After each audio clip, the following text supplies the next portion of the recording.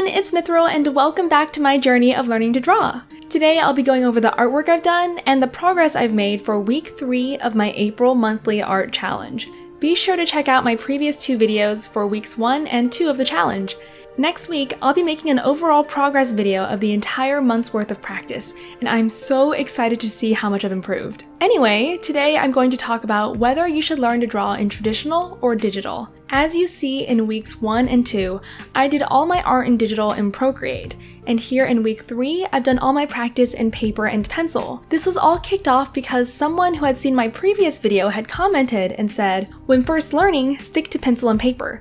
I feel like there is way more neuromuscular learning with the pen to paper touch." I feel like that's a really interesting take. And I don't think I've heard that argument for not using digital to learn before.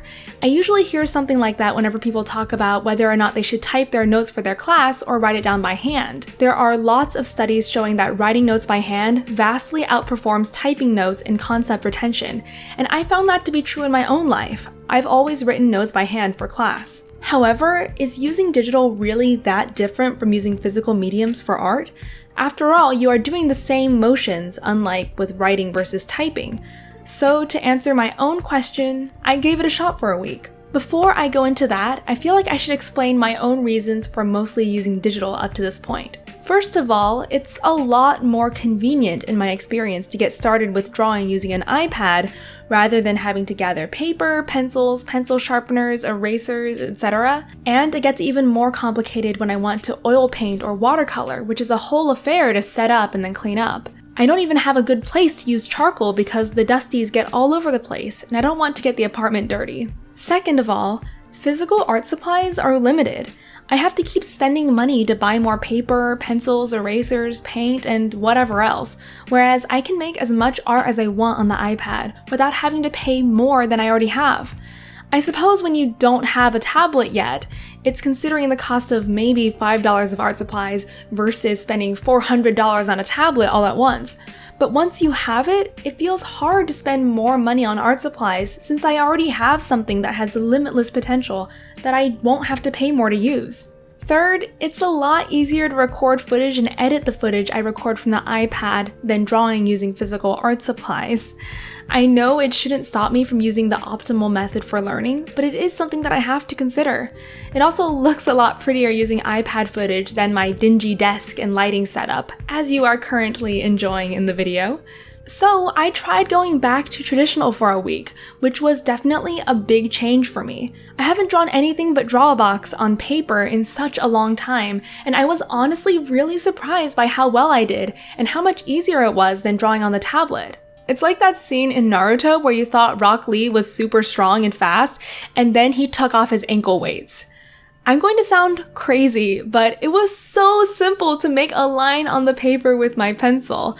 Like no hassling with opacity, brush size, eyedropper, glitches with palm detection on the screen, accidentally undoing or making marks that you don't notice until it's too late to undo. The pencil tip went exactly where I wanted it to, and I had such precise control over the placement of the marks. Of course, there were things that were harder that I hadn't really considered. I forgot that I had to start on the right side of the paper because I'm left-handed and I was smudging graphite all over the place. I can't undo, and if I'm not careful, I can't erase to a blank slate. If I misplace something digitally, it's easy to just select and move it, but moving something in real life is a big deal with a lot of erasing and holding a little funeral for the perfect eye that was just too high or something like that. And if I start a head too big or too small, I just have to deal with it or start over. And honestly, I think that was a good thing. With digital, I never really had to care about any particular line. I could undo it 20 times before I got the perfect one and moved on. I didn't have to think as hard on placing things perfectly because it was cheap to move. But in a world where mistakes are expensive and hard to fix, I had to care about not making them so much more. And I think that was a good thing to keep in mind and develop. I feel like when I first started learning to draw, I saw digital as something that the artists I looked up to had and that I didn't. So then I partially blamed my inability to produce the pictures I wanted on my lack of a tablet. I'm going to post some pictures up on the screen now of my drawing ability about 3 years ago, before I started really trying to improve my art skills. Looking back at these, I can see how much I've been able to learn and improve my art skills. Emphasis on the art It doesn't have to do with whether I was using a pencil or a tablet or paint or whatever. I would never make some of these same mistakes I'm seeing now, no matter what medium I chose to draw in, because my overall skill level has increased, which is why my art is better, and my pencil and paper drawing ability has improved now, even though I haven't practiced it in months. Back then, I thought that I'd be able to draw like all my favorite artists if only I had what I saw them having but that I didn't. Expensive tablets, art supplies, special pencils and erasers. But now I realize there was only one thing they had that I didn't that actually mattered. Years of practice and hard work.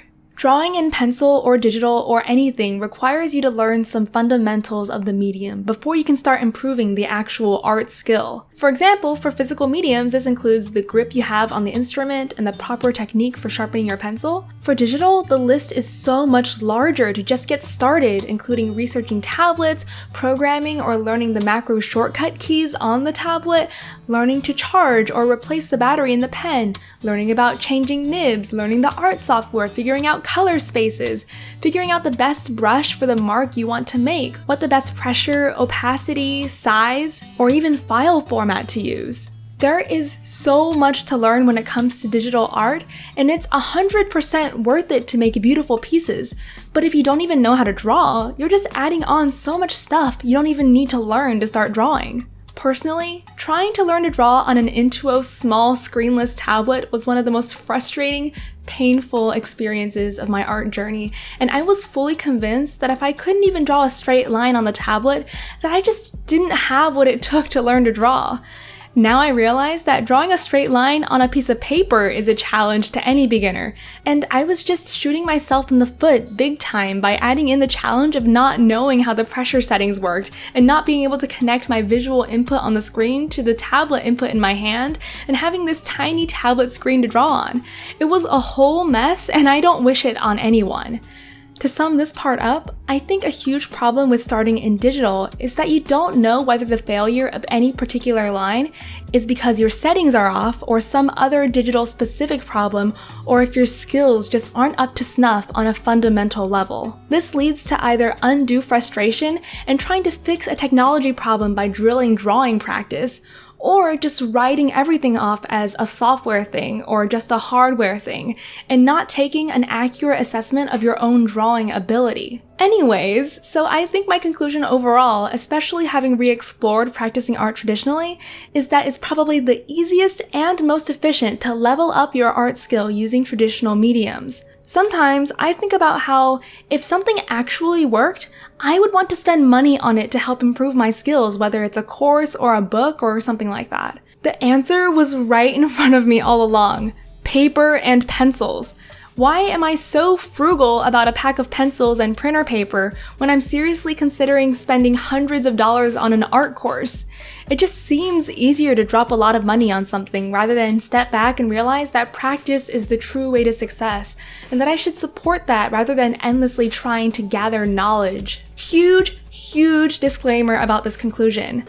I think you should learn to draw using traditional. However, that doesn't mean you can't use digital while you're learning to draw.